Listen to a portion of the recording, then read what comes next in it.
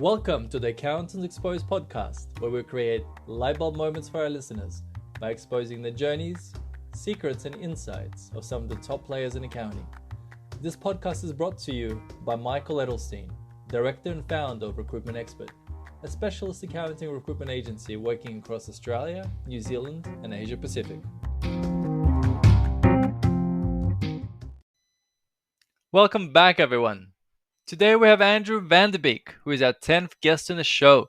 And what an incredible guest he has been, with so much passion, openness, and energy. As a multi-award winning director of a fast-growing practice on the Mornington Peninsula, Andrew shares his trials and tribulations of being a young 26-year-old accountant who's thrown into the deep end and went from never even quoting a job to now running a $2 million plus accounting practice with a very enviable brand and a cult following. Now, we touch on everything from marketing to culture, tattoos, owning an NBA team, etc., etc. Look, it was a really fun and interesting conversation. I encourage everyone to listen to the very end because there are so many gems in there. So go on and enjoy.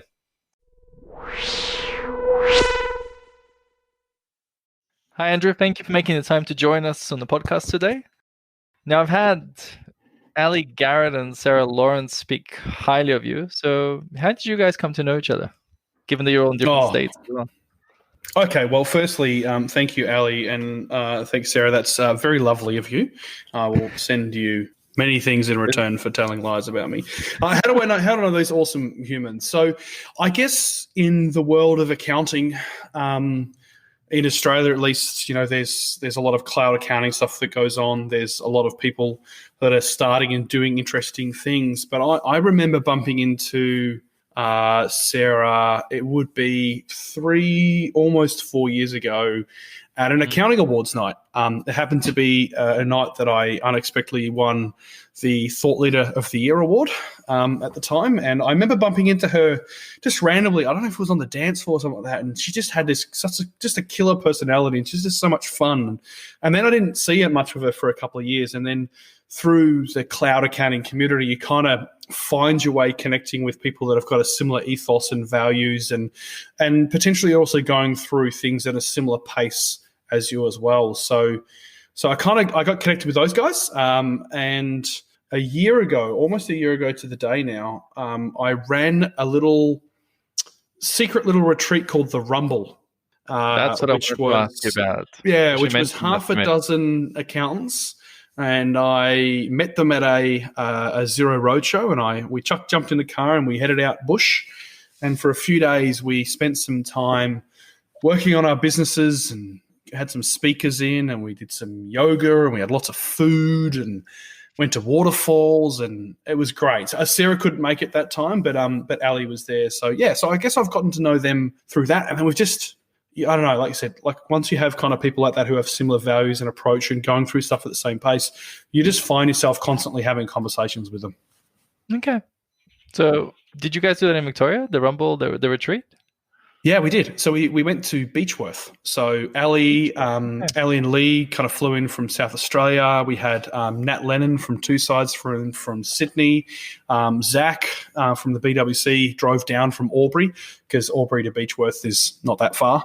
And then myself and Jason Williams, who now works with me but was kind of running his own business, we all drove up. So, yeah, Ali and Lee met me at ZeroCon, or the Zero Roadshow. We jumped in my car and we all drove up, and we met Zach and Nat there. And, yeah, 3 nights later we finished up and went home, and it was incredible.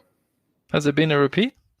Hopefully. There was supposed to be. I was actually supposed to run one in the UK this year. So I go to the UK to speak every now and then, and I was going back again this year, and I was going to run one with about a dozen people on a little island off the bottom of England, but COVID got in the way. But I'm in the middle of planning another one now, mainly just to reconnect with the people that came through originally, but also to, I guess, reinvigorate the desire of what I want to achieve with that kind of approach, which really is... Conferences are great. They're awesome. I've got heaps of value out of it. But it's designed, or historically they're designed for 3,000, 4,000, 5,000 people to rock up and receive somewhat generic content from potentially people who are trying to sell them something, and Potentially they're not focused because they're there for a couple of days, but their phone's buzzing and they're not really paying attention. Sometimes it's a bit of an ego trip depending where you're at when you're there. So I said, well, what does it look like if I can take a small group, somewhere around half a dozen to a dozen people, and I can get them to rock up at an airport?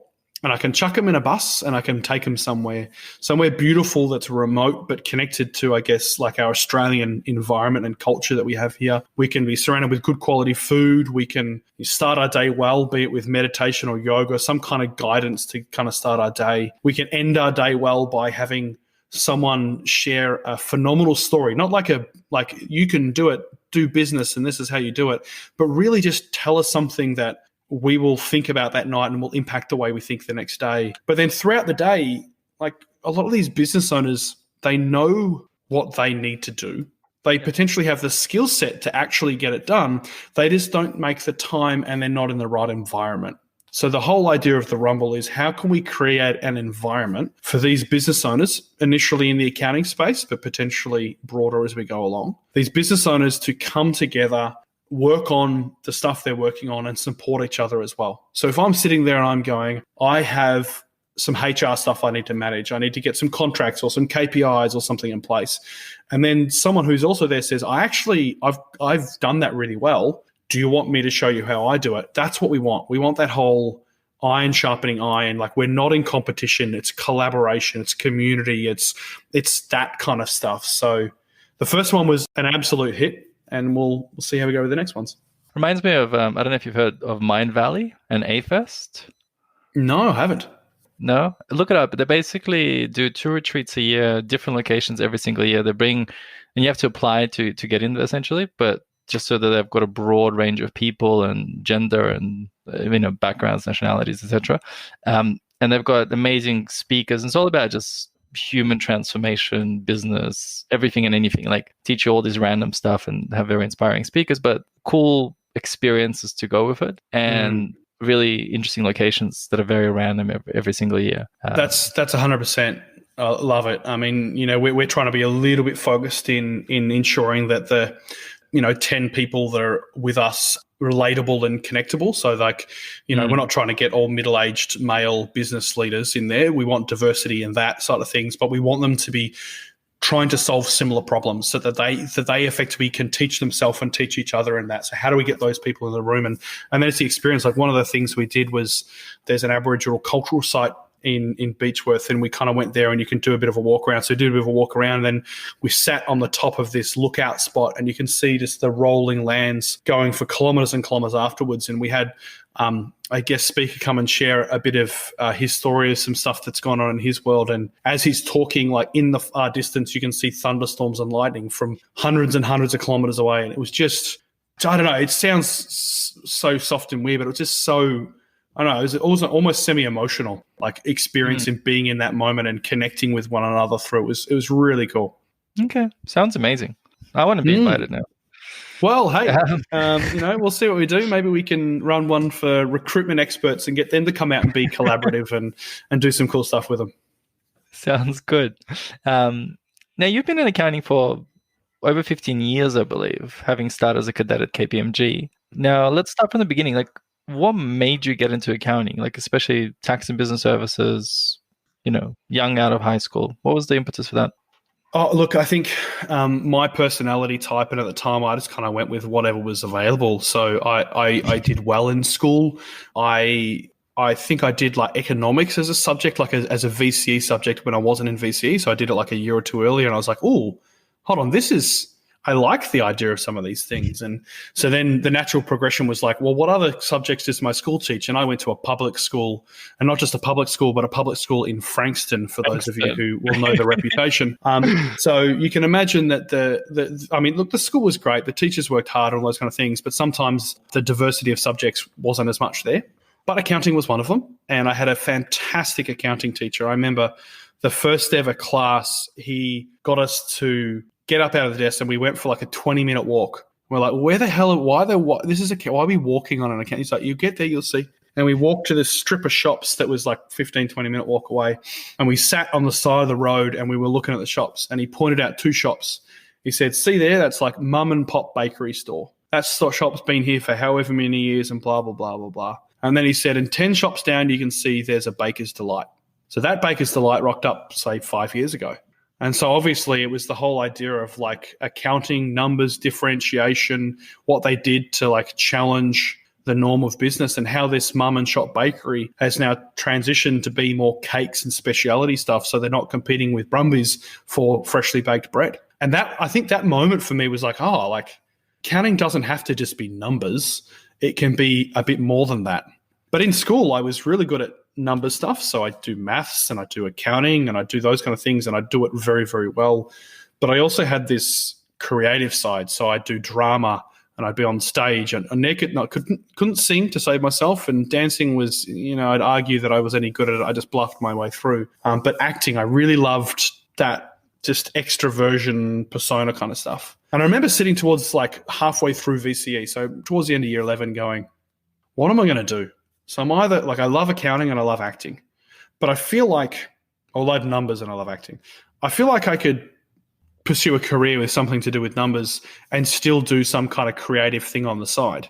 But I don't think I could pursue a career in like creative arts and like be like, I'll just do some accounting on the side as a hobby. It's not really a thing.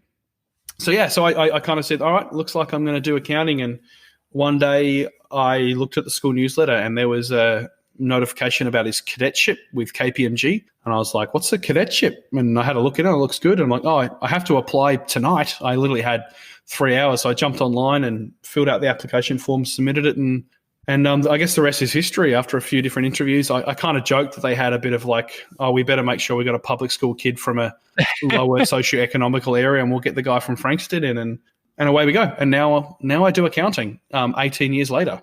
It's amazing how random stuff is in life, hey? Like one newsletter randomly, you looking at it at a certain point in time. Right. It's kind of like how I ended up doing cadetship as well. In order though, just meeting a person, talking about what are they doing after their HSC, and they're like, oh, I've got a cadetship in, I'm going to KPMG. I'm like, what do you mean? You're 17. What do you mean going to KPMG? Aren't you going to uni? They're like, no, there's this cadetship thing. I'm like, what the hell is a cadetship? And then she explained it to me, and like that night I went home, Google cadetship. There's hardly any left at that point in time. So like I applied to the ones that were remaining and I got one.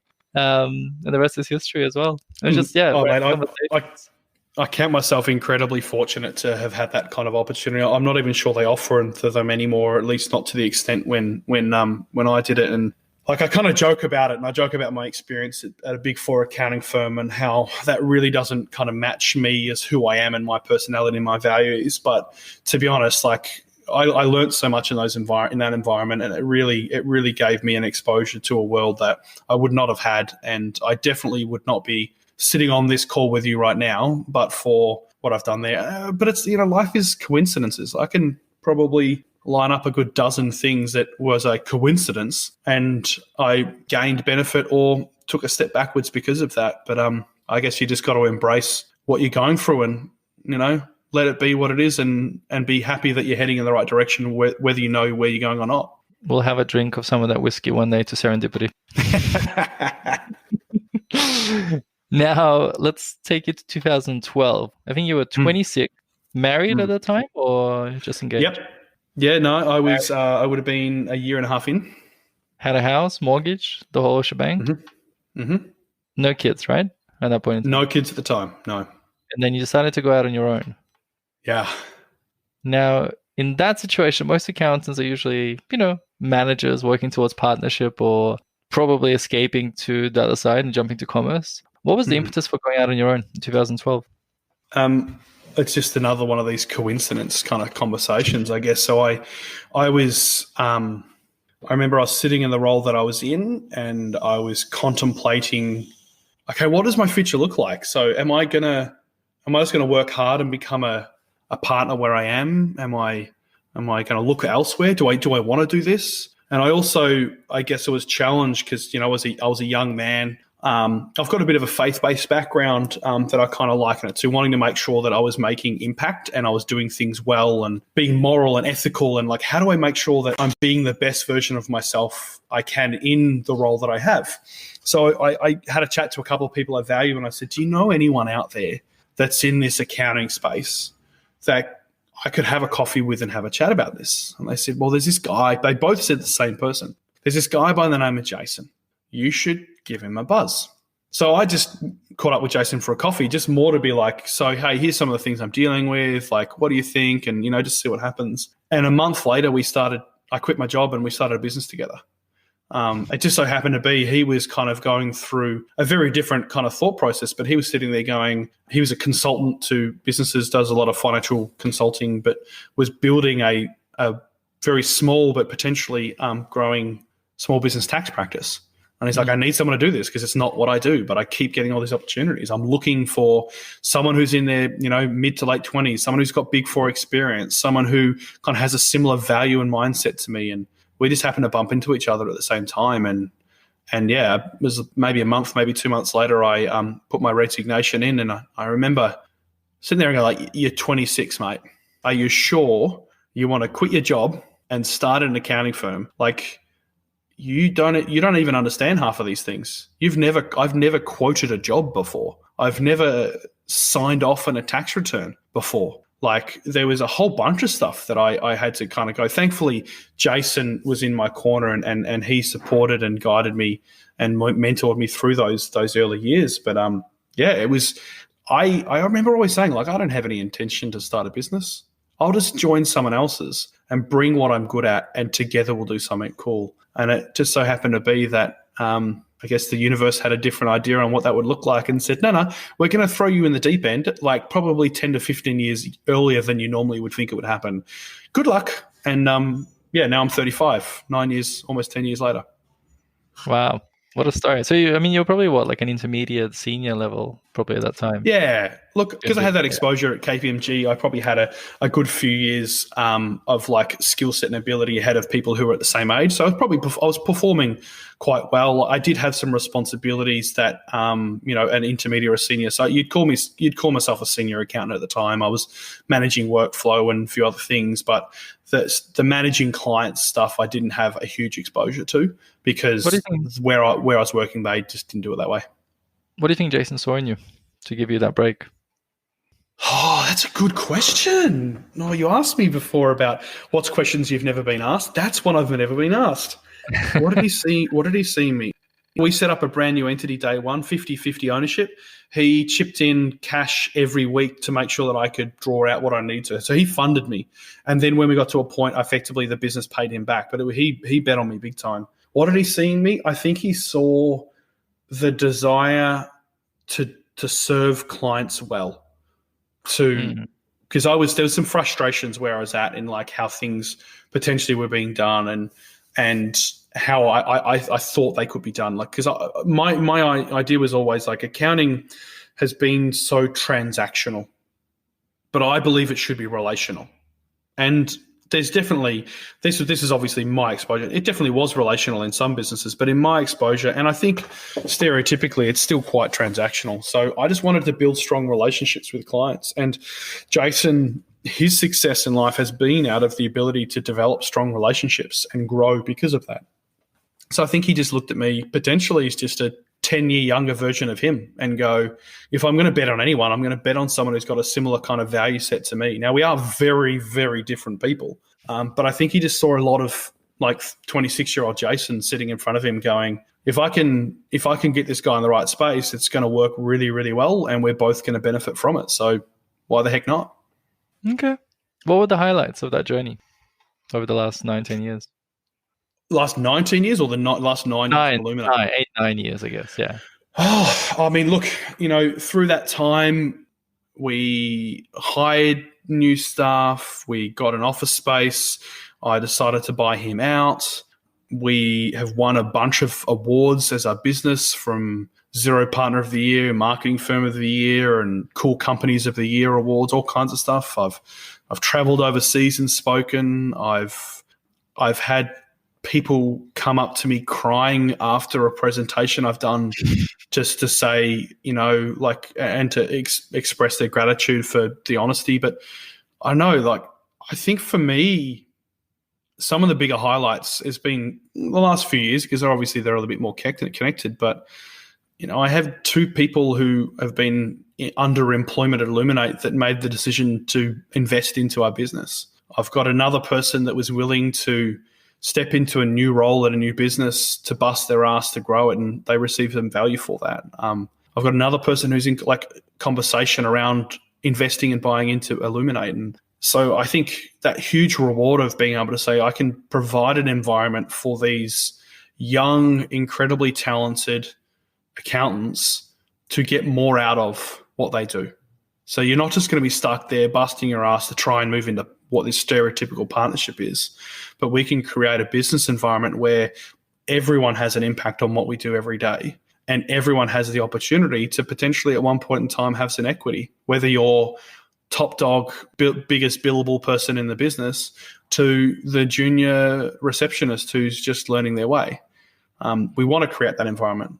But I mean, like I can think of like the first year of business, and I might have told this story in some other podcasts, but it was really early on. So like you're still in that phase of like, oh, what the fuck have I done? Is this right? Oh God, I made a mistake. Oh, I'm in so much trouble.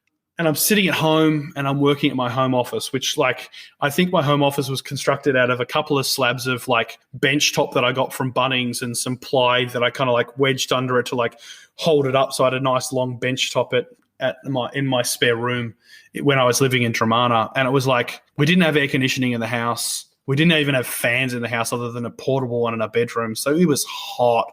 And it was like 3 40-degree days in a row. And I think it was on the third day in the middle of the afternoon, I was on a phone call with a client. And this client was one of Jason's clients, original clients, who's still a client of Illuminate's today. And I still kick myself that this guy's hanging around. I'm like, this is just surreal. But this guy comes from some significant wealth and in his own right has developed some significant wealth and is very good at what he does. And we were having some conversation around that kind of content. And it's 40 degrees, and I'm sitting in my underpants because I didn't have any air conditioning. So I'm sweating my ass off. And look, I'm probably not the most svelte of physiques out there. Back then I was probably a bit trimmer. But I remember like having this conversation and hanging up and kind of looking down and going, what the hell? Like, what world is this? How amazing is it that at the age of 26, I can make this transition? Someone like Jason can believe in me. Someone like this guy is actually receptive of what I'm having a conversation, and he's on a level that I will never get to. Like, I'll never get there. And I'm doing this in my underpants in the spare room at my house, sweating my ass off. Like, that is, for me, it was like that moment of like, yeah, we can do this. Like this, we can do this well, because it was just a reminder of it. It's just about that relationship. You develop a good relationship with someone. Now, he probably didn't want to see me on a Zoom call. Thankfully, back then, 9 years ago, Zoom wasn't really a thing. If it was a Zoom call, I'd probably at least have a top on. But yeah, that was such a cool moment of like, yeah, I think we can do this. I really think we can. Was that like an I made it moment in life or not? Yeah, it definitely was. It's one of those ones where you kind of want like your partner to like, hey, quick, babe, can you take a photo of me? Yeah. And like, but I'm like, actually, nah, let's not take a photo because no one wants to see that. But it was just some of the moments, like some of the other things I can think of. Just recently we've acquired a warehouse nearby where our current office is, and we're going to fit that out and turn that into something really cool. And I never thought that'd happen. Like, but this is what the accounting business community has been able to give back to me. And like I'd like to think I've busted my ass over the last 9 years. There's definitely been a few years during those 9 years where it wasn't fun, where I wasn't successful, even though I might have won some awards and people would have looked up to us and suggested that we were doing really well. Nah, you look at our P&L and you look at some of those things, and we weren't performing the way we should, but we were laying foundation. And that foundation over some of those years. So we weren't chasing money. We were chasing the right type of business, the right type of approach, the right type of people. And that's now, as a result, the last 2 or 3 years, we've really started to see some of that fruit come back where, like I said, we've had people that have wanted to buy in. We've, acquired a warehouse that a couple of the team have also invested in. I gave them the opportunity to do that. And hopefully we got a team that we love and we care for, and we got clients that are amazing, and who knows what the next 9 years are going to look like. But I always joke, like if I'm an accountant in 5 years, something's gone horribly wrong or incredibly right. Like something has just gone right, which means there's like, I love what I do, but like if it's the same in 5 years' time, I should not be here, because like I don't want to sit in the same spot and just assume that we can do the same thing year in, year out and not grow, not evolve, and not learn, and not, continue to challenge and help our clients. Speaking of challenges, what were the biggest fuck ups? How long have we got? How long does these podcasts normally go for? How long have I got with you? I've got a few. I've got plenty that I can think of. I mean, there's the two main ones that I talk about, and I won't go into detail. I'll try and think of something new here. But the one of the biggest one is just the complete and utter absence of the word no in my vocabulary for a while. I just kept saying yes to everything, and I ended up with a client that was we were charging significant coin. I think we billed them like 150 grand in like 5 or 6 months. But they were like sending me messages at 2 a.m. on a weekend morning and calling me at 11 p.m. at night, and it was just stupid. And then there's other things where I've made mistakes where I've just assumed that, like, when you hire someone, you go, cool, sweet, here's your job, away you go. And it's the difference between delegation and empowerment. So what am I doing to ensure that I'm empowering these people that are around me, that they are aware of what they need to do, they're comfortable, they've got the skill set, I'm there, I'm supporting them. So I've definitely been really poor at that. But probably some of the other like fuck-ups I've done, I like to say I've always hired the right people. There's just been a couple of moments where I've hired them at the wrong time. And one particular environment created just some massive conflict in our team. And it's probably one of the darkest moments I can think of at Illuminate personally, because it wasn't just me as well. Like, the team also saw it and experienced that. There was a lot of conflict going on between a couple of individuals, and both of these people are both equally amazing people. It just happened to be that Andrew went with this is what we're going to do. And he didn't listen to the people that were going to be impacted by that decision that I wanted to do. And as a result, this new amazing person entered an environment that had already decided that whatever was coming wasn't going to be good.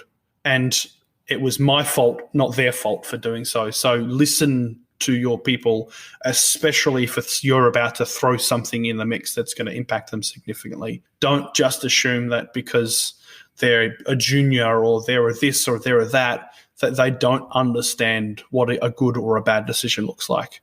So that's definitely been one. And probably another one, a big lesson I've learned, and I'm pretty proud of how I handled it, but we had a moment where we had a disagreement with someone, and they were trying to really push that disagreement, in my opinion, quite inappropriately, and there was there's nothing to validate their position, but they were trying to go legal on us for something a while back, and I wanted to rip their head off, because I'm like, how dare you?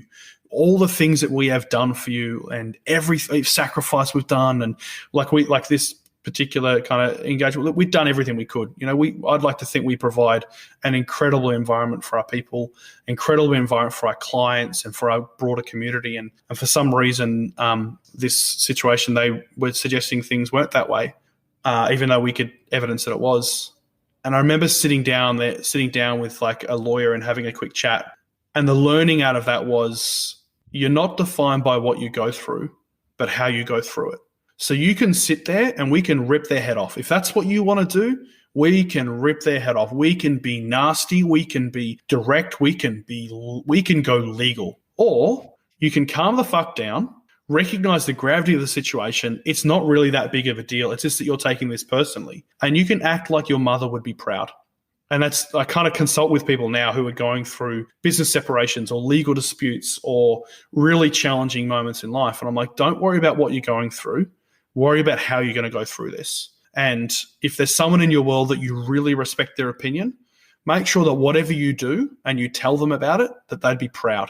And they'd say you stood to your values. You did the right thing. You operated the way I believe you are. Because for me in that moment, I was very, very close to not being Andrew and to being someone else. And just, you just wanted to, because you just felt personally attacked. And sometimes it's just the other party themselves is insecure and they're acting in a way, and just don't worry about it. How did you end up handling that situation then? What did it look like in accordance with your values? It was effectively saying, you know what, if that's the way you feel, I'm sorry about that. We've done everything we possibly can. What does a remedy look like? Move on. It was like literally it cost me maybe a couple of grand to rectify it. Now, at that time, back then, that was pretty significant money for me because I was still in startup phase. I still, I think I just bought out my business partner. So like I had no cash. I had no upcoming cash. So like it was a big deal. But realistically, like in hindsight, it's just a couple of grand, mate. Yeah. But for that person or that, that person who's on the receiving end, equally that might be a massive deal for them. And they've been hurt immensely as well. So yeah, I think it was just a recognition of like what benefit is coming out of this dispute? Is there any fruit? Am I gaining anything? And also trying to like have this approach of like, it's not about winning. I feel like you always like sometimes I always have to win. Oh, how do I make sure I've won out of there? How do I make sure? No. It's not about winning. It's just about making sure that, I've operated as best as I possibly can through that. And provided that I can recognize that, what, I could become a dick. That $2,000 cost to fix it right now. If I became a dick, it probably would have cost me 10 times that just in the freaking legal like bills that I would have received because of it. So, I mean, when we're working with people who are going through business separations, I'm like, hey, yeah, cool. So someone's going to slide a number across a desk. You're going to look at the number. You're not going to like the number. You never like the number. Unless for some reason, like you are undervaluing your business or they are overvaluing, you're never going to like it. But you need to look at the difference between the number you want and the number they're suggesting and what it's going to cost you to get there and the emotional impact of that journey.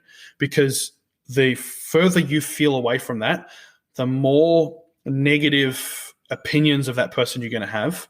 And that person, as of yesterday, was a good friend potentially.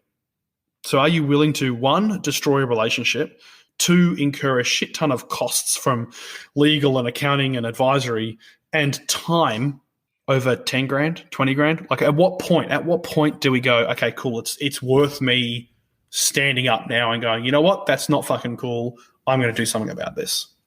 Luckily in business separations, I mean, you get 2 valuations, you can average the 2 of them and you're kind of good. If 2 parties are reasonable, it all comes down to being reasonable human beings. Yeah, that's that wonderful word reasonable, which is very close to the word no, which is often so void in business and conversation because everyone just thinks about what they need and what they want and what's best for them without looking at the transaction as a whole and say, how do we get this done? What bit of compromise left and center, and everybody walks away going, you know what, it was better than waiting 3 years and spending $100,000 with a legal to get it dealt with. Yep. Been there. Everyone besides the lawyers. The lawyers would be happy with that. They're the only ones that win. Speaking of which, like, or business separations, what made you buy out your partner in 2015? Given how much? So few things. The major catalyst for it was Jason, in his amazing skill set, had a few other things on the run. One of them was a very successful development kind of thing he was a part of with a handful of other people, and it required a lot of his time and attention. And as a result, he wasn't able to contribute to illuminate what we needed him to in that role. And we kept going back and forth and going, okay, well, maybe you just drop your hours and we drop your pay, and maybe do this and maybe do that. We're like, even if you work 1 day a week, your emails are still rolling 5 days a week. Your phone will still ring 5 days a week. People will wait until you're in to ask the question. Like, and based on where our business is at and what we're looking to do, it has to be you're either in or you're out. You need to either make yourself redundant so you can still do the 1 day a week, or you just need to be fully out or fully in. The other thing, which was probably the more of the underlying thing on the reason that we moved on, was that we didn't communicate enough when we set up Illuminate in terms of what this business was trying to achieve. Here is our plan. Here is our mission. This is what success looks like. These are the services we're offering the people. Like, we talked a lot about a lot of stuff, but we never really talked about what we're trying to achieve as a business. So Jason thought that we were building an small business accounting practice that I would run, and I thought that we were running it. And that's very different, because I thought that we would be doing it together. And as a result of what Jason was doing with all his specialized skill set, is he was creating bottlenecks in the business because we were relying on him to do certain stuff. And I was also creating bottlenecks in the business because I'd be pointing the finger at him saying, come on, mate, you need to do that, rather than me picking up and dealing with it myself. So it was all very amicable. I still get along with Jason very well. He sits on my advisory board. And he's been amazing. And just a month or two ago, I made my final payment to him to pay out that transaction, which was just under 5 years ago as well, which is quite monumental. But yeah, it was this. I think it was this realization of like, hey, hold on, like what you want out of this and what I want out of this is different. It's actually always been different. We just never really talked about it. And what you're currently working on and what we need you to work on are two very different things. So we had a day of consulting with a couple of different people. Someone ran a morning session, someone ran an afternoon session, and literally in the afternoon session, the guy just said, what's the dollar number? What's the number? And funnily enough, the guy said, I think it's this. And Jay said, yeah, that sounds right. And I went, you know what? That sounds about right. And we agreed right then and there on the spot. I'd planned to go camping that night out to Warburton to mull over the conversations of the day and what actions should I take. And I ended up going to like drink half a bottle of whiskey and go, what the fuck have I just done? I've just agreed to buy out this. I now am a sole owner of an accounting business. And I'm like 28. What am I doing? I know it would have been about closer to 30 there, I think. Yeah, it would have been 29-ish or so. But yeah, I'm like, what am I doing? What are you idiot? What have you done? Like, think this through. And probably just to call it a coincidence, it was the right decision. Illuminate has grown in the direction it should be growing ever since because of that. How big was it at that time? Oh, we were revenue-wise easily like 1/3 the size of where we are right now. Okay. And team-wise, I think we had like 3 employees plus me and him. So we would have been a team of 5 at that point. So did you guys start from scratch or did you guys have some fees that Jason had? No, there definitely was a little bit of fees. So it wasn't huge. I think I brought in like $2,000 of fees myself because I was like, I'm not taking any clients from where I'm at. I want to do this right. I'm not going to be that guy. So I started totally scratch that, and I probably didn't have enough relationships with clients to do it because of the way they ran the business. Jason had maybe $30,000 worth of accounting fees that were there, plus the stuff that he did. So at the point of his exit, we were probably turning over. Actually, no, we'd be more than 3 times. We're probably turning over just under 500,000. Okay. And now this year we'll do just over 2 mil. Amazing. Now you also opened, I guess, a bookkeeping firm in 2019. Why bookkeeping, especially when people talk about the death of bookkeeping, Xero, online, AI, tech, all that bullshit stuff. Why bookkeeping? Because everyone kept asking for it.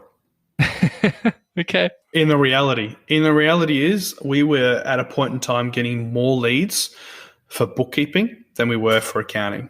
And we get roughly somewhere around 3 to 10 leads a month. And we're like, it keeps coming through. We have to solve this problem. And our original attempt to solve the problem was to find a bookkeeper in the Philippines and just get our accounting team to like keep them in touch. And so we were using an Australian outsource provider, and then we got to a point where they're like, hey, you guys are using this that much. You might as well just go directly. It's going to be better for you. Ha-ra-di-ra. So we did that, and we royally screwed it up in that no one in our accounting team was a bookkeeper. So no one actually understood the technicalities of bookkeeping. And I think this is what a lot of accountants and other people out there don't realize is bookkeeping isn't just dumb accounting.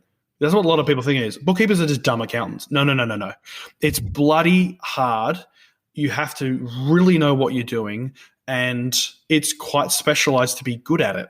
But I don't know why people talk down on actually, to be honest, I personally don't hear people talking down on bookkeepers.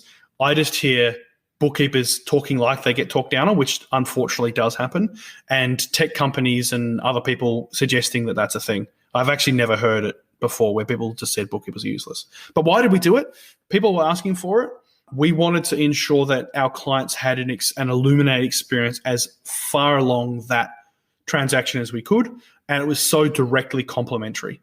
So it wasn't like we were going to go, let's start providing finance services where we can get loans and for our clients. That's not directly. It's an affiliated service, but it's not a direct service. Bookkeeping was just down the line. And we also recognized that as accountants, like if our bookkeeping team were quality and they were able to follow processes and procedures and develop them themselves, when our accounting team picked up the work, the quality of that meant that we would be much more efficient as well. And we do this thing, and it's something I recommend any accounting business owner to do, is we did a little mini hackathon one year on a retreat that we do, and we said, how do we take this process that takes, call it 5 hours, down to 30 minutes. And now, after the initial reaction of it is not possible, because, it's not possible. It's not possible to do it. I'm like, that's cool. Let's assume it is. What would need to exist to get there? And the biggest thing was the quality of the data when you pick up the work. Okay, well, how do we ensure the quality of the data is? They have to have a bookkeeper. Any bookkeeper? No, they need to be an Illuminate bookkeeper, because then we know exactly what they've done. And we still work with many other bookkeepers out there. Like, there's some incredible bookkeepers that we love and we support out there, much like Amy from Business Lane and a few other kind of people who are very, very good at what they do. But we recognize that there's a lot of people in our client base that need that support, and a lot of people out there who are looking for it. Do you still outsource? No. No. So what happened in between starting that bookkeeping business and having the outsourced resources, we were stuffing it up. The bookkeeper was making so many mistakes because, unfortunately for them, they didn't have the support from us that they needed.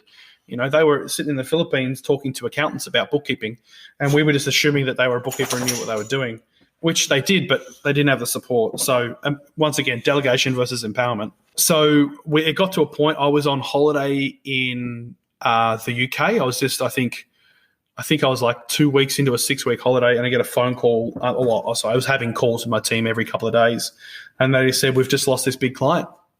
And I'm like, "What?" They're like, "Why?" It's the bookkeeping work.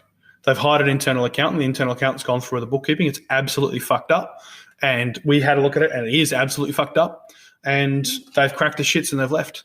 And we went, all right, someone has to change, and we're all sorry, but we're going to have to let this awesome Filipino bookkeeper go and start bringing it more internal. And I think we either hired or we went to hire someone, and that someone her name's Kate, and she is an accountant, very qualified, very skill set as an accountant in her own right, but she has a lot of financial accounting and bookkeeping skill set. And one thing led to another. She started taking more responsibility on it, and then we started up this bookkeeping business, and we started up with her, and we said, "Hey, here's 10%. You'll get paid a wage. We'll give you some equity. We recognize that you're going to have to bust your gut for it, but we want to make sure that you have that reward day one, rather than dangle a carrot and never give it to you." We're setting up, like you talked about equity and your staff being owners of the business now and investing in the business. Do you set that up where you just give the equity, or do you set it up where they have to buy the equity? Buy. Well, look, different. So bookkeeping was a gift because it was a brand new business that was starting. Yes, we had, call it $70K worth of bookkeeping fees in there at the time, but we recognized there was a heck of a lot of work that needed to be done. Policies, procedures need to be written, staff need to be hired. We were going to grow. Like, we'll hopefully turn over about $500,000 this year, which is, in the 2 years we've quadrupled it for five-dupled it. Let's call it that, five-dupled it. But from the other side of things, it's a buy-in, because part of my personal goal is to fade away into the distance eventually. Like, there's a point in time where Illuminate won't need everything that Andrew can do. It might still need some of what I can do, but it doesn't need me to do everything. So how do I ensure that the people that are growing and stepping in have the opportunity to get that benefit back? Now, I'm not going to give it to them because, hey, like, I'm the guy that kind of built this thing, and it would be nice to get benefit back myself. But if they've been around for 2 years or more, if the role that they're doing is directly contributing to what we're doing as a business, so they're not just doing the job, but they have responsibility around there. And if they present that enthusiasm and openness and understanding of what this looks like, we'll let that happen. So the initial 2 guys that bought in what we refer to group level. I'm literally giving away all my IP on this. So if anyone's listening and you want some advice, come have a chat. I can walk you through how to do this. But we have a group entity, which is Illuminate Group, and that group effectively conducts how we do business across everything we do, which is an accounting, a bookkeeping, and also an events business, the Rumble, which I mentioned before. And those guys bought in there because those 2 were the catalyst for us getting to where we are right now. Without them, we would not be here. And for us to continue to grow, they will directly impact across the entire group. So they add value over more than just one thing. Okay. But then the bookkeeping person has equity in just the bookkeeping entity. And, future people might have just equity in just the accounting entity or the events entity or whatever else crazy ideas we come up with, which means we have a few layers of complexity throughout it all, but it also means that we can say, cool, you are directly impacting the accounting business. We value you. We think you're awesome. You've been here for a couple of years. You've shown us that you've got good ethics and good morals and rah-de-rah-de-rah. And here's the process, and away we go. And if we can get some finance to assist them with that, or whether they've got that themselves, they go through there. And I said, eventually I'd be happy to sit on 10, 20% equity of Illuminate and do the consulting equal stuff that I get to do and watch them take this business to where it needs to go. Because I know I can't. In 10 years' time, I'm going to be useless. So might as well get them running it instead of me. Do you find, I imagine you might have gotten advice about this from others that have gone down the same path and, given equity to staff. Is there an optimal way to do it? Like in terms of structuring it, in terms of timing it, in terms of financing it, allocating it, percentage, like everything about the whole thing? Oh, there probably definitely is, and I more than likely didn't follow that process once again because I was looking at this and going, well, we could do an optimum thing and it could fine tune and rah-de-rah, but like what gets it done? What shows that trust and that belief in those people? So you can put things in place around KPIs and options and say, hey, cool, now you've been here, I'm going to give you the option to buy. You need to then achieve X, Y, Z. And if you achieve X, Y, Z, the option will go and then you can give me the money at the valuation multiple and away we go. You can do that. The challenge you have with that sometimes is people feel like you are just dangling a carrot in front of them and you're just constantly leaving it like just out of their grasp, just out of their grasp. And at what point do they get fed up and leave and take half your clients? And not that was a motive for me to invite people into equity, although we recognize that every one of our team is important, and especially the people who do have equity, if they weren't around, we would struggle. It would be a challenge. But just get it done. Like the value of it right now and the process of it right now versus what it's going to be worth in 2, 3, 4, 5 years' time, it means that fine-tuning and everything, I don't know. But this is my naivety on it all, right? So someone probably will step up and go, but if you did it ABC way, it would look like this and you would have more millions or more structures and things. Number one thing you definitely have to get in place is proper documentation and a proper shareholders agreement, because you don't have that agreement in place. And that agreement that we have in place kind of respects the founder and gives me a few more liberties that other people wouldn't, because, hey, I could just be running this by myself and doing whatever the hell I wanted. But now that I've got you guys in, I need to be a bit more respectful of having other shareholders. But just give me a bit of a longer leash here. Let me do some things that maybe you wouldn't do if this was started up evenly, all three of us. Okay. Speaking of, I guess, your journey, what you just said before, as a founder and giving you more leash, having grown the firm over the years, have you personally had to grow to keep up with the growth of the firm and realizing your vision? Yeah, it's really hard because I kind of like it to the education. You finish high school, whoop-de-doo, now you're in uni. Whatever you did in high school doesn't matter. You finish uni, whoop-de-doo, now you're in the workplace, and whatever you did in uni doesn't matter. So it's kind of like once you get to a certain point, everything you've done historically in an education setting, there's some value in there, but like you wouldn't say, oh yeah, 90% of that was the reason I'm here today. It's a lot of life skill and involvement that you have. But I think to get to, like for me personally, there's been a lot of peer-based learning. Being around people that are talking about and actually doing some of this stuff is really valuable. So, I remember looking up to when I was just starting my accounting firm and wanting to be like a cool Xero dude. I remember looking at people like Steph Hines and Paul Meisner and a few others, and I still do, kind of look up to them and are amazed at what they do. And, the crew at Consolidate and just paying attention to what they're doing. Oh, it's really interesting. And you'll learn stuff. You'll do things that are totally opposite to what you see, and you do things you do. So there's a bit of that learning. But I think as you continue to grow, you are faced with different problems. So now we have a team of me plus 16 people, call it 17 people. And I now have to be very aware that I need to just manage managers. I can't really look after every single one of those 17 people. But what I can do is I can ensure that I have people that are in the right mindset, in the right skill set to do that. Because if I looked after all 17 of them one-on-one, I would have no time to do anything else. So all of a sudden I'm having to look at how do we create structure without it feeling like it's a corporate structure, because we still want this to feel like a great team and a great family. So I've had to learn a bit there. I've had to, I guess, sometimes humble yourself and ask questions that your ego doesn't want to ask. Such as? How did you do that? Like, how did you get to a point where you did this? Or like just some things like, I remember like, how do you put a position description together? I reckon I had 8 employees before I figured that out. I didn't know. But I remember sitting down with a HR expert and this is like, we've won, at that time, we'd won Cool Company Awards. I think I'd won the Thought Leader of the Year award. And we didn't have position descriptions for our staff because we created a incredible workplace full of culture and all these really, really cool things. But like, people still need to know what they have to do when they rock up to work, right?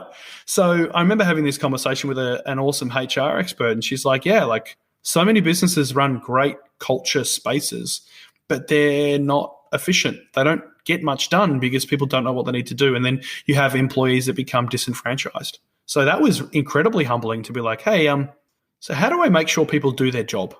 Because like they're super awesome and they are working hard, but like, how do I make sure they do that? So that was challenging. I think you definitely have to humble yourself. You have to have that support network. So I very early on, as soon as I decided to buy Jason out, set up an advisory board, and I had 4 people kind of join that with different skill sets who I'd meet with every 2 to 3 months, and they would challenge me and high five me and smack me around the ear hole if I'm misbehaving, and that was huge.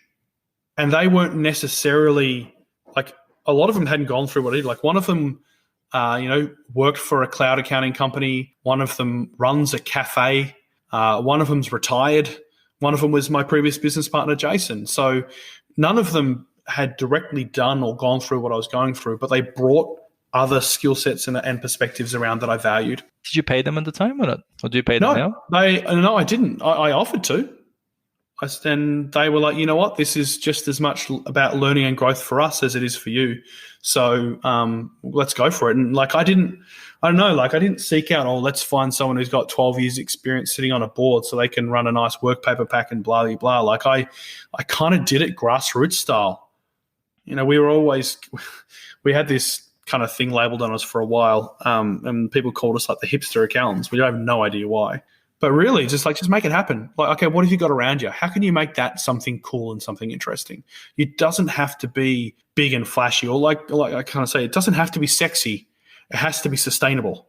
So how do we have the right people around us to ensure that we have a sustainable business? And I do now pay some of them, and I'm due to have a conversation now in the new year to say, hey guys, like I really want to ensure that we're doing this fully properly now, and I want to make sure you're feeling honoured and valued and respected. But I don't know, it's nice when you have people in your world that believe in what you're doing to a point that say, I don't want to get paid.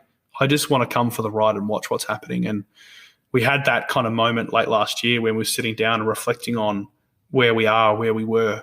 And they're like, you actually did all the stuff that you said you would. They didn't think I would. In the early days, like we weren't hitting the goals that we should have been doing. They're like, but you got there still. And it's been really cool to be a part of it. So is it like I guess, does it serve for you as mentorship, as accountability, as actual advice, or? Bit of everything, absolutely. So there's definitely levels of mentor. So there's a gentleman who's actually just finished up his time. He's kind of let me know that he's like, you know what, you're where you need to be. I'm not going to add all that much more value. But I kind of likened him to like kind of the Gandalf of the group. You know, he had the wisdom. He was the guy that would bring the conversations back to where it needed to be. He was the one that challenged me to say, really, is that really what's going on?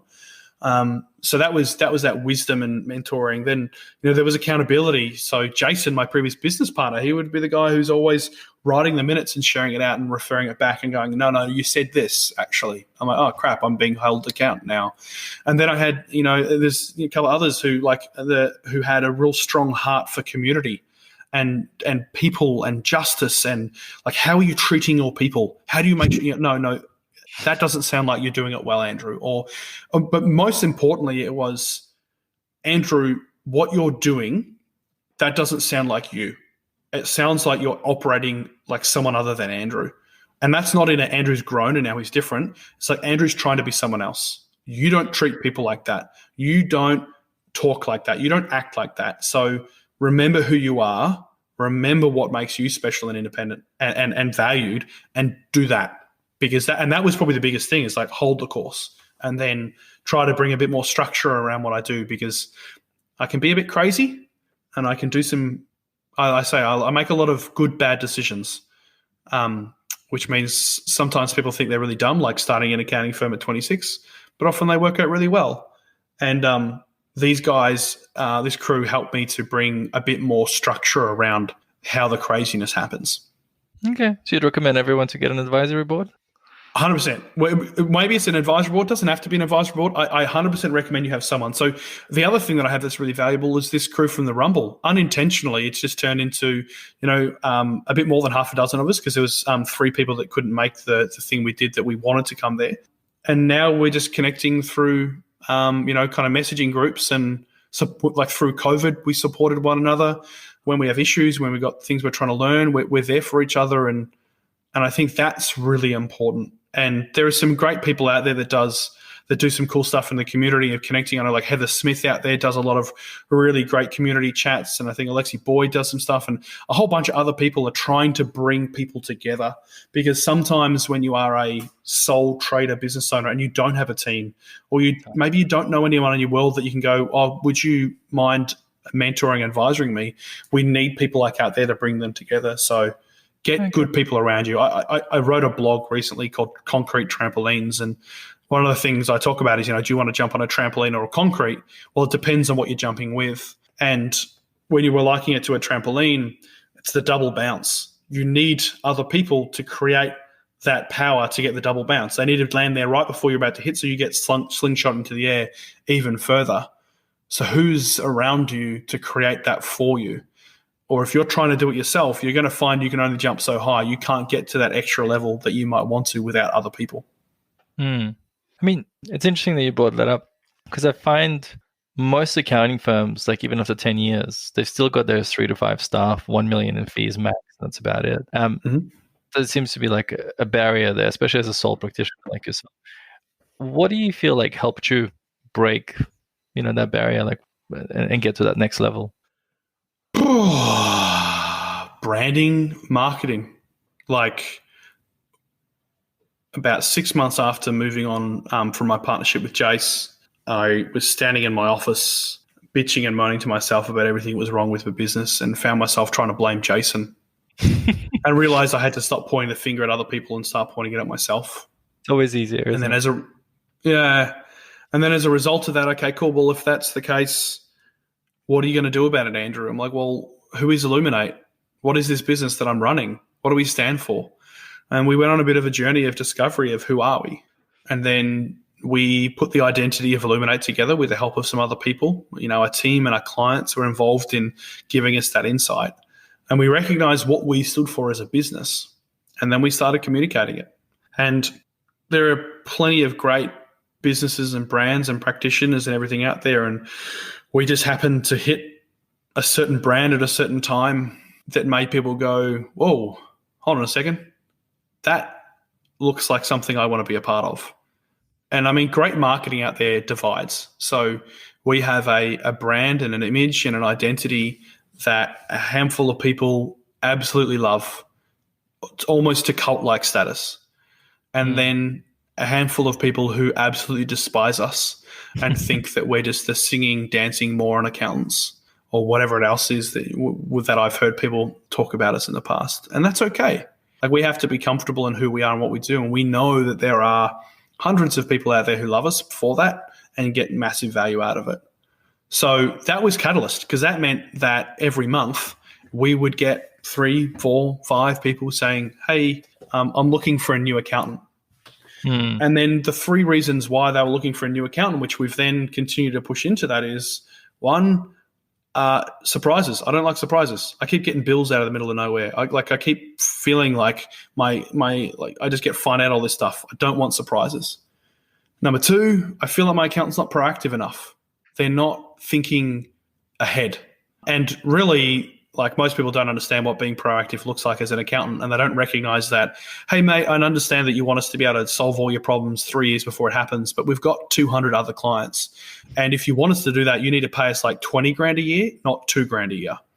But what can we do to put in place stuff that shows that we're thinking ahead in advance? And something really simple is like make sure people know what tax they have to pay 12 months before they have to pay it. It's actually not hard to do, but not many people were doing it. That at least the clients that we were finding knocking on our doors, they weren't getting that service. And the last one, which is the really sad part, is they would often say, and I reckon I've heard the exact phrase said about 3 or 4 times, so I just feel like my accountant doesn't have me at their heart. They don't care about me. They don't care about my business. They don't understand what I do. Every time I talk to them, I have to explain it again. I feel like they've grown too big and I'm just too small for them. Over and over and over and over again, you get that. And that just really shows that you need to understand who your client is. You need to be able to show them that. And you need to be able to show them that you care. That it's not about you trying to make money, but it's about you trying to help them. And you happen to make really good money throughout it, hopefully. And I think that's been a catalyst too. It means that we have strong referrals. It means that when someone says, I'm looking for a particular kind of accountant, they go, I've heard of them. You need to talk to Illuminate. That's what they do. Andrew? And go from there. Quick question. Do you have a maximum size that you want to get to? I always said 12 employees, which we're now past. But I think I said that because I was like the number of relationships that I can manage personally. So as Andrew, I can look after 12 people. What do we want to get to on a scale? I don't think we have a number that we say we want to tap out at. The only reason provided that we... Sorry, don't interrupt. The only reason I ask is because you're all about culture, you're all about authenticity, you're all about the people. And you do have a fairly unique approach in the accounting world anyway. Like, you're kind of like the Google of accounting, especially with the new headquarters with, that you plan to do with slides and a whiskey bar, etc., and the tattoo parties for clients. So find when you get to a certain point, eventually there's just like a fresh lose the culture. You know what I mean? It becomes too big. Exactly what your client said, like they're too big, they don't care about me. And the clients feel it and staff feel it. And there's a threshold that every business gets to. Yeah. And then, eventually some of the clients will disappear and staff will move on because that's the business has changed. The nature of it has changed. And it has to because just the size. Maintaining that original, this is what we stand for and this is what we're about is so difficult. So like, okay, all of a sudden when we have 3 or 4 people, we can easily manage it because we're a closer team. We're more in connection with each other. There's less people getting involved in certain conversations. Easy, cool, away we go. But now we have 17 people. How do we ensure that still goes? And it is a challenge because as you grow, you become busy. You sometimes forget the values that you stood for. Hey, we went through that exercise and we've created this identity and that's changing now. And I've always kind of said, like, we're a fluid business in terms of our culture and identity because every time someone joins us, they add to that and we change as a result. But our ethos and our values should not change. We should always have immutable laws. So things that will never change, that will always be there no matter how big or small we are. And those kind of help to guide that. Just the other day, so we do a lot of regular advisory meetings with our clients. And when we do it, we send them like a little form to fill out. And one of the things says, hey, can you tell us out of 10 how you feel about us and why? And one of them came back at like 7 out of 10. Normally Aussies love to kind of, I'm not going to give you a 10 unless you're amazing, but we get a lot of very high ranked. I think our net promoter score sits at about 9.6. Yeah. But this one came back at 7. So immediately I was like, whoa, hold on, we got a 7? What's the deal? And the commentary on it was, I'm just not sure where you guys are at in your business right now. I feel like you've grown and I feel like I might have to relearn some relationships. And the really interesting part of all of that is this particular person, the relationships that they have for the last 3 years has not changed. They still have the same accountant. They still have advisory delivered by the same person. And it's all the same. So we look at that and we go, well, that's interesting because nothing's changed in 3 years. And why all of a sudden in 12 months are they suggesting something? And sometimes that's because we've lost our way in who we are and what we believe in and what we stand in. And that's something that we've recognized coming out of COVID, is that we have been so bunkered down at home, and we know we did a lot of amazing work and we had some incredible feedback from clients and the broader accounting community. But we didn't spend any time on us.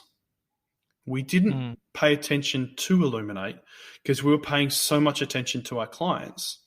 And so as a result, now that we're coming back out of that, and thankfully in Australia/Victoria, it's all now looking hunky-dory at the moment, we really need to lean back into that and go, whoa now. Let's not lose our identity. Let's not forget who we are. Let's not forget what we're here to do. Because as you scale, it's easy to forget that. And I mean, I liken it to, someone like Xero, who is just a tad larger than my business. But, over the last kind of 3 to 4 years, they're putting their adult pants on. They have to go to a point where they get to a scale where they have to have a level of corporate approach. And the type of experiences that I had, 9 years ago when we first started using Xero as little whippersnappers to now, ain't going to happen because they have a market and they have to look after their shareholders. That similar-ish thing will happen with my business and similar thing will happen with others, but we have to make sure that our core values don't ever get overruled by the fact that we have to do things differently. Oh, now we have to use this. We're now using Microsoft instead of Google because we wanted to use a certain piece of technology, or we needed to because of our scale. Okay, cool. Well, that should still mean that the transition should not impact client experience because that is paramount. So it's all well and good that you have to do something, but the core thing should never change. Okay. Speaking of Microsoft and Google, what's your tech stack at the moment? Because you're very focused on that, making sure you are on the cutting edge, being as efficient as possible. So we are now Microsoft. We were Google, but so we're Microsoft. I'll just go through a whole bunch of different techie stuff. So when people inquire to work with us, we're currently using Xero Practice Manager to manage our leads, which I thought I'd never say, but we do. We have Practice Ignition.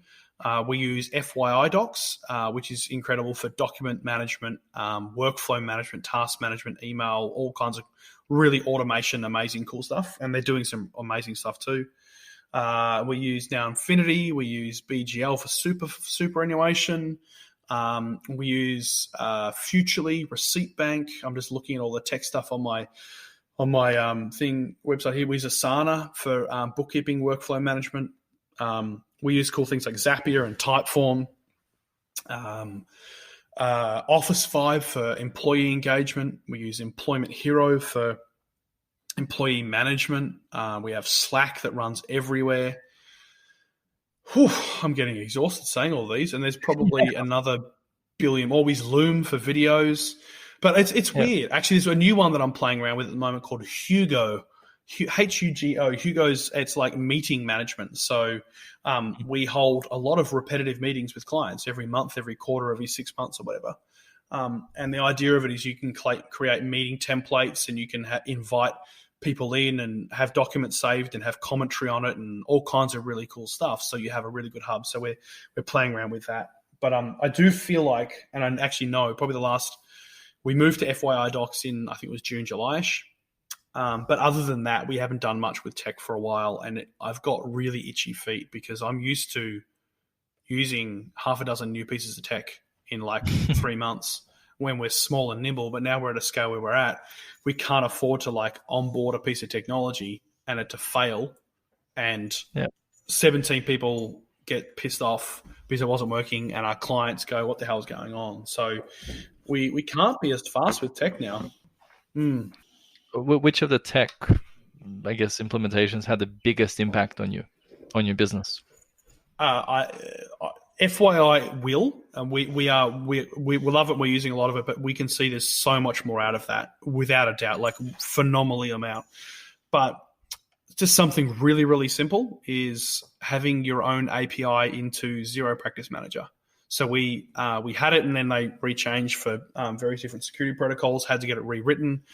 It just means we can have a type form out there that we can complete that automatically updates all of our workflow status, communicates into Slack, and does a whole bunch of cool stuff using Microsoft Flow or Zapier. And all of a sudden, something that might take an hour takes 2 minutes. Yeah, and it's done. Or something that might get forgotten to do and not ever happen, just happens straight away. And backtracking a little bit, you spoke about, well, we're talking about clients and growth. You said marketing was an important thing. What have you tried in marketing? What's been the most effective marketing tool you've used? Yeah, it's a good question. A lot of people ask us this, and we've won some marketing awards and whatnot. So some cool stuff that we've done is make sure that we support causes that we believe in, as opposed to just throw money at someone who needs it. Giving money to people who need it is good, but make sure you believe and connect with it. So there's an organization by the name of Fusion, which is a local young people kind of homeless organization that we support, and they do amazing stuff. We support an event called the Stellar Short Film Festival, which is about supporting Australian short films and the like. We support an organisation called Big Little Brush, and quasi by that another one called Red Dust, and that's sustainable toothbrushes and contributions to Indigenous healthcare. So firstly, make sure that what you do reflects who your values are. So we connected with those things, which were really cool, and that got us a bit of that. And then through that, be fun with it. So every year for the Stellar Short Film Festival, we make our own short film. So last year we spent, 9 hours from 5 o'clock till bloody few a.m. in the morning filming at a warehouse in the pitch black, a little mini short horror film kind of thing, like a thriller film. And people saw that and they love that. So they jump on our website, and the website is important. It validates who you are, and they see that and they believe in you. And having socials that reveal the people, not in a really awkward way, hi, this is Andrew and he's holding a hammer because he likes doing home renovations, but just catch people naturally in the moment. Allow it to be natural. Is there an 80-20 of marketing where, if you look at where all your leads come from, this is, 80% of my leads come from... 80% of our leads come from digital. People jump on Google, say, I need an accountant. They look at our website and they go, holy shit. And they walk. Yeah. So is that SEO stuff? How do they see you right away? Or is it just local? Look, I think when it's not too hard to at least have a Google Maps, you show up on that, hey, I'm in a region. Yes, there's definitely SEO and there's definitely some smarts, and there's some people in our corner that know far more about this than I do. So yeah, you need to make sure you have a visibility. We are fortunate that where we are located on the Mornington Peninsula in Victoria, yes, there's a lot of accountants around here, but there's a lot of small accountants and a lot of people who may be not doing that kind of stuff. So there's still a lot of great accountants, a dozen incredible accounts within our region, but it's not hard to get ranked really high. So that's really good. Blog content is really important. Have stuff that's relevant and you call the blog what people are looking for. So when they search how to actually do a bank reconciliation in Xero, they find it, which we did a blog like that, and it gets, I reckon, thousands of views a month easily still, and it's a year or two old now. But did you hire SEO, PR companies? Yeah. So we initially were looking after it internal, then we went external and had an agency. Just recently in June, we hired someone internal again as our community development coordinator, or whatever you want to call it. Just effectively he's our community coordinator. That just means marketing, branding, events. Any time that we are interacting with our clients, we want this guy to ensure that we know how that looks, whether it's digital or not. And we have external people. So we're actually I don't think I've told anyone this. We're actually going through a slight rebrand at the moment. So you might see in a month or 3 that Illuminate looks a little bit different, because 5 years ago is when we came out with the Shuckers light bulb and all that kind of stuff. And we're now a much bigger team, and we want to make sure that we're constantly representing that. So we'll go to experts for that stuff, because whilst I can be creative and do some cool stuff, I still can't design imagery. I still can't record videos or take photos. So our internal guy is great with some stuff, and then we reference external for the stuff that he's not as good at. Yeah, okay. And look, the other thing is, you've got a very distinctive look, and very distinctive from a regular accountant. And for our listeners that have never seen you, I definitely recommend Googling Andrew. You'll probably see, I don't know, Andrew, how would you describe your look? My Illuminate's look? Your look. My look. Okay, my look is just the bearded, tattooed guy that looks like he wants to just hang out and drink whiskey with you, which is really who I am. Yeah, so we've been called the hipster accountants. We've been called, all kinds of crazy stuff. what I think when you look at us is you look at someone and they look like a person. They don't look like an accountant. And that's something that I try to bang into anyone who's starting an accounting business or anyone that's looking and going, why isn't our marketing working and why aren't people connecting with us? I'm like, it's because you look like an accountant. Yeah, they look too much like an accountant. People don't want an accountant. They don't. They want to talk to a person, a human. So be human. Make it natural though. Don't make it like gross. Like I always say, if you have to use the words not just an average accountant or, we speak your language or any of those kind of phrases, more often than not, you don't. Or when people read it, they think you don't. Because if you have to tell them, you don't. If you say we speak your language, don't say it, just write in their language. And that's probably some of the things we have on our site when we talk about industries and the like, is we want to go, hey, this is how we know who you are and what you go through, because we're just going to talk about it. And people go, holy crap, you watch me whilst I sleep? What's going on? You know who I am. And it is because we understand our clients and the niche. So niching is a bit there. We don't hard niche. We've got 4 or 5 industries that we know we're really good at, and we try to let people in those industries know that we are good, and it seems to work. And and roll from there. Tell me about the tattoo. I love it. The one I keep seeing in the video, no mistakes. Yeah, so for those of you who haven't seen it, it's spelled NOMISTEAKS. So like steak the food, no mistakes. Yeah, it's right there. I've got a bunch of others, but that's the one that really shows up. So every year, when we first launched our brand 4.5, 5 years ago, we held a brand release party. We were like, hey guys, we want to reveal ourselves to the world. Like we called it our coming out of the closet moment. Like this is who we really are. We've been pretending to be someone different. We've been pretending to be accountants. We're actually people. This is who we are. And we had a cool party. It was really fun. And every year we have a party now because it was just really fun. People call it our Christmas party. It never happens at Christmas. It's always like September or something. But so we're like, sweet. Let's have a party. And then last year, well, not last year because that was COVID, the year before that, we went, well, what are we going to do to one up on the party? We're like, let's get a tattoo artist. So we got a real tattoo artist who set up shop at our party, and we got everyone to sign waivers, and we made sure they weren't drinking too much. And we had a good 30, 40 odd people got tattoos. There was about half a dozen got their first ever tattoos. And I got 2 on the night. I got a little whiskey glass, which you can't see behind my ear. And then I got this no mistakes one towards the end of the night, which was good fun. Were they your first tats? No, I've got plenty more. I've got some guitars on my arm, and I've got a Dutch windmill on my hand. I've got a Illuminate kind of guy here too. Fair enough. I've got plenty. Look, we'll do rapid fire questions just to end the segment. What does your downtime look like at the moment? I'm very much a collapse on a couch and put something dumb on the TV. I enjoy whiskey, but for me, when I'm doing proper downtime, I just have to stop. Otherwise, I'll keep rolling. It's like I'm currently getting. No one can see this, but I've currently got my dog hugging me, and it's normally like I'll sit on the couch, he'll collapse on my lap, snore in my face, and something dumb will go on the TV, and I'll do nothing for a bit and get attacked by my kids.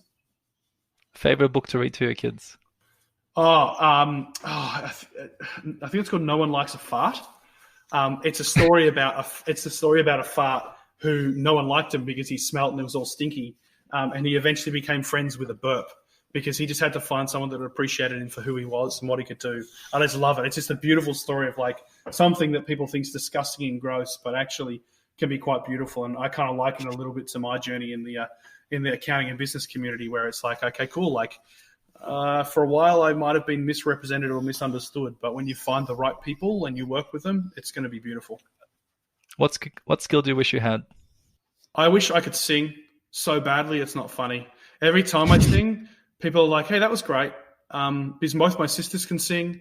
My wife's an incredible singer. Her entire family can sing. And I cannot sing. Neither can I. Favorite superhero and why? I like the Punisher.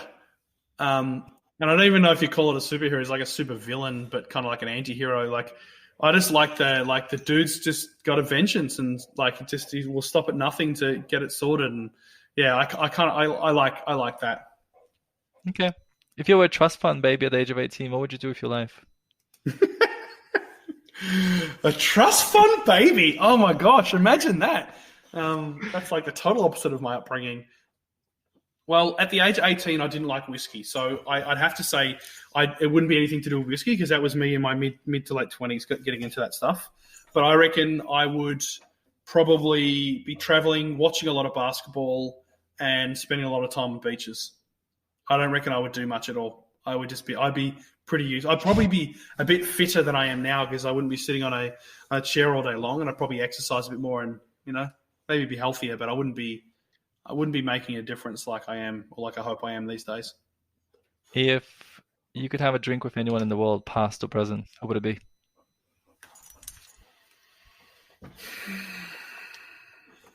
I'd love to have a drink with my granddad, who passed away when I was about 14, 15. So that'd be someone I'd love to. I got fond memories of time with him. I'd also would love a big sports guy.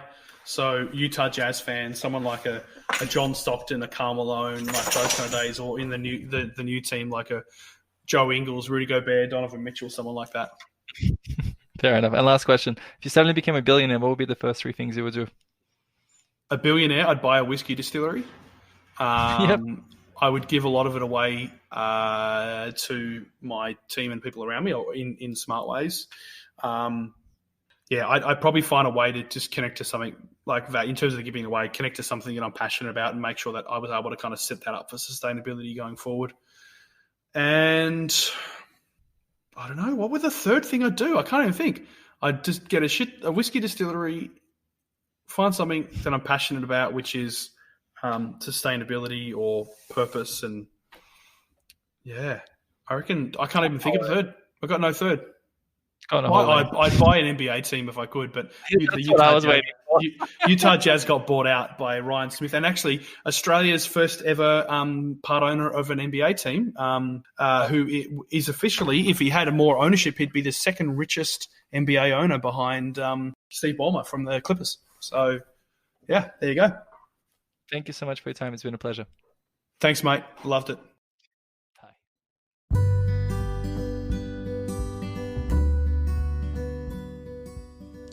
Thank you for tuning in and hope you enjoyed this episode. Please like our podcast and share it on LinkedIn, Facebook, Twitter, or wherever it is you hang out so more people can benefit from these speakers. Also, please subscribe on our website so you get all of our latest episodes. And if there's anything else I can help you with, or you have speakers you'd love to hear from, or some feedback about the current episode, please feel free to send an email to michael@recruitmentexpert.com.au. Until then, take care, and I look forward to connecting with you in the future.